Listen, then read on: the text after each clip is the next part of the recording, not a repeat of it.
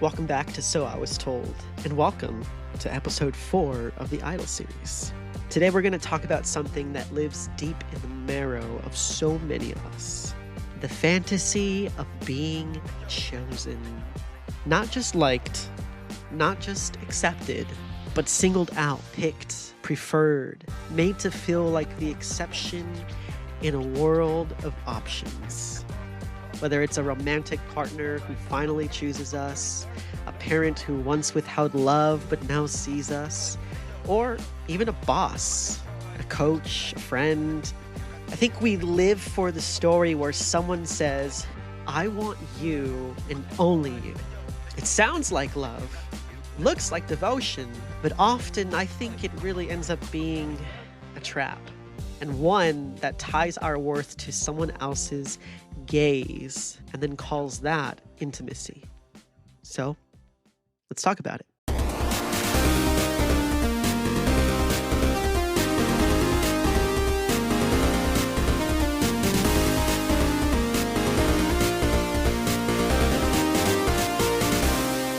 All right. Let's talk about origin stories here for a bit. Psychologists trace much of our chosen one complex back to childhood dynamics.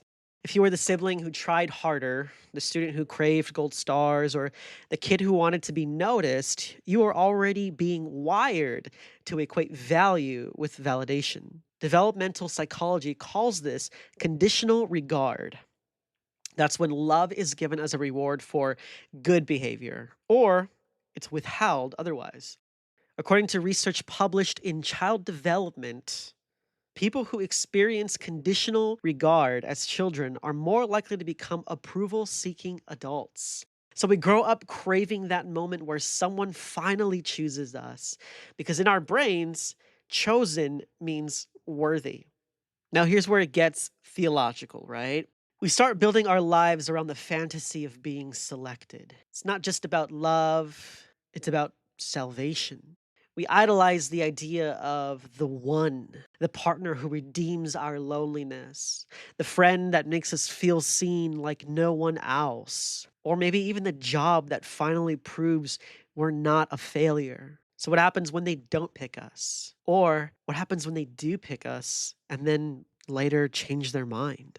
What results is the worst spiral ever. Everything that we had to keep us stable ripped out from underneath our feet because our self worth wasn't rooted in self, it was actually borrowed. And now that that mind has been changed, or that job is gone, or that relationship is over, all that worth is gone too. This is how people become idols.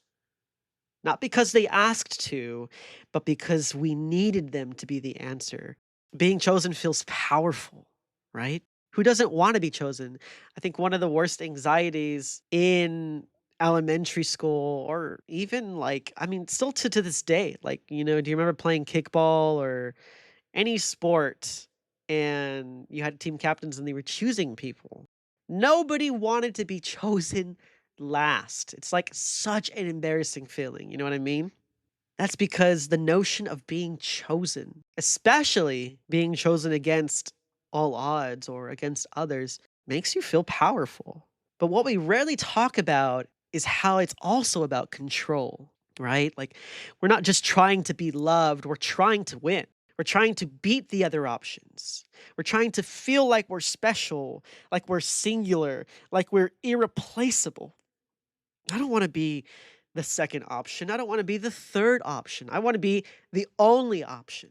Sociologist Dr. Eva, and I'm going to butcher this last name, Iluz? We'll just say Dr. Eva for short. Sociologist Dr. Eva has written extensively on this idea of being chosen for control in her book called Cold Intimacies. In this book, she describes how modern love has become a capitalist system where affection is earned, affection is negotiated, and sometimes affection can even be bought. The fantasy of being chosen reinforces that idea that love is a scarce commodity, so scarce that if we must compete for it, we will do so at any cost. But love isn't a trophy, and none of us are contestants. We should never be vying for somebody's love. We should never be thinking that we need to compete for someone's love. That's where idolization comes in. We either realize our worth and stop chasing what won't recognize us, or we'll be stuck in this endless loop of fantasy and self hate because we could never receive the type of love that we think we need.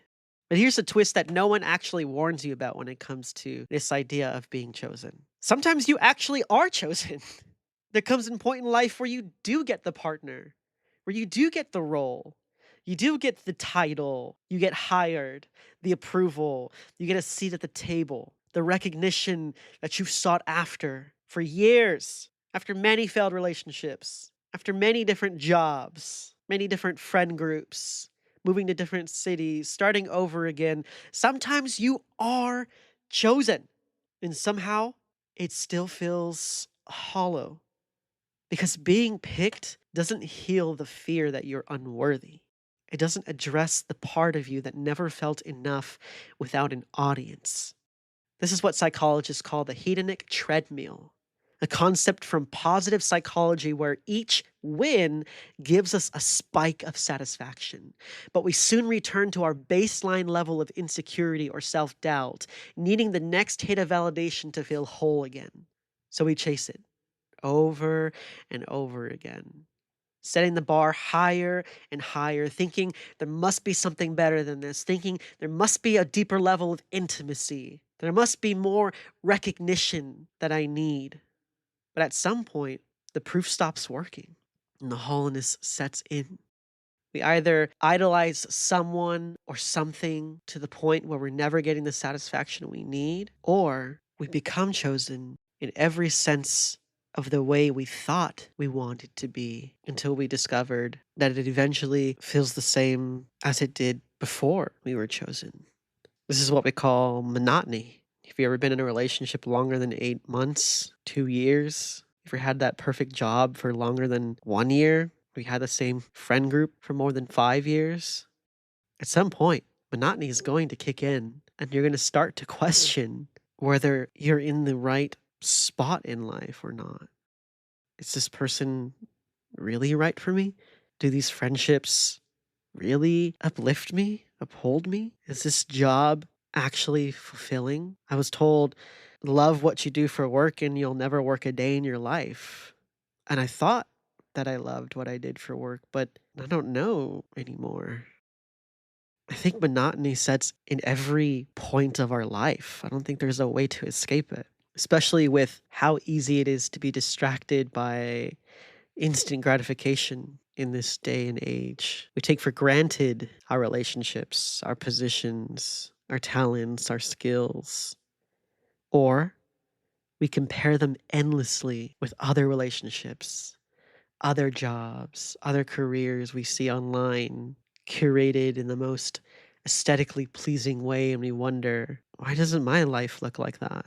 Well, for starters, you don't live your life in a 90-second edited reel with 13 filters plastered all over it and 10 retakes into the mic so that your voice or your mannerisms or your face is the most attractive looking. You're living the human experience, and it's weird and it's ugly, but there's a lot to be thankful for, and there's a lot of beauty in this human experience. So, how do we break the spell? How do we get out of monotony? How do we fall in love again? How do we become thankful for the relationships or the careers that we do have? Well, again, thinking about the human experience, I think it starts by naming it, acknowledging the need that we have to be this chosen one. Not necessarily rejecting it, but asking, why do I feel like I need to be chosen? First off, that desire, that need to be chosen is deeply human. But when it becomes a requirement for self worth, it stops being love and starts being worship. See, no matter what in life, if we're not aware that we can make idols out of anything, we will stop living our lives in gratitude for what we get to experience in this human experience. And we will start demanding self-worth in exchange for worship towards something or someone that was never meant to fully define who we are. See, the solution isn't shutting down your desire for connection. The solution isn't to stop having fun, to stop all your hobbies or doing what you love to do in your career or in your relationships. It's untangling connection from competition, untangling connection from a one sided worship. So, here are some truths to hold when you find yourself obsessing over validation from something or someone that was never meant to give it to you. You are not more worthy because someone picked you. You are not less worthy because someone didn't. Love doesn't have to be earned through performance. Let me clarify that. There's a difference between performing and simply loving. If you love somebody, you will go out of your way to know everything about them.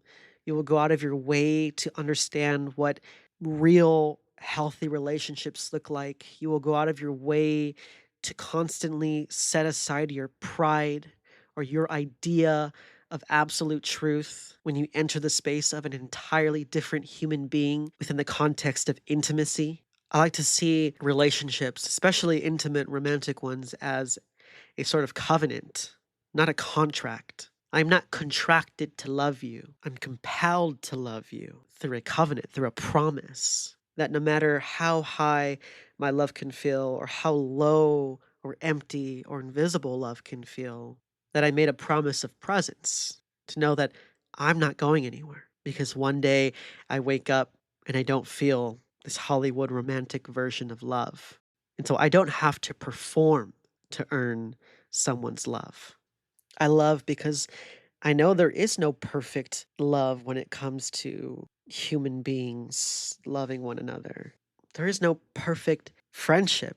We all at some point become annoyed with one another in relationships, in friendships, with our coworkers, with our peers, with our children, with our relatives. It's a universal experience that at some point we all become annoyed with one another. But see, if our worth isn't tied to their validation or this made up role that we created, that they have to serve us, they have to act perfectly all the time, then we're always going to be miserable. We're always going to be second guessing. So realize that your worth doesn't need a witness. Your worth is intrinsic. That means that nobody can take that from you. That by simply being alive, you are worthy of love. That's it. No arguments, no buts. Your worth is intrinsic. It doesn't need to be witnessed. So allow yourself to witness all of the beauty that surrounds you in this life and fall in love again and again and again until the monotony sets in, until the cycle of decay begins. Recognize that life is lived in seasons and every season has its end, only to begin again, to die, to grow, to bloom, to sustain, to die, to grow, to bloom, over and over again. Life is full of constant rebirths. You don't need to be chosen to matter. You don't need to be the center of attention, to be the center of your world to matter. I don't believe that we're all waiting to be picked. I believe that ultimately what we're actually waiting for is to come home to ourselves. In this culture, we love to preach self-love to the point of self-obsession. All things in moderation, my friends. You are not a prize, nor are you a placeholder. You are not here to audition for someone else's story.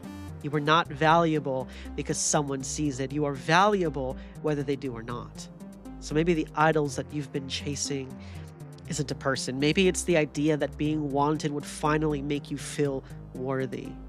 And so then maybe the real healing is this: choosing yourself loudly, quietly, repeatedly, until it doesn't feel like rebellion anymore, until it feels like remembering. Because you were never meant to be picked, you were waiting to come home to yourself.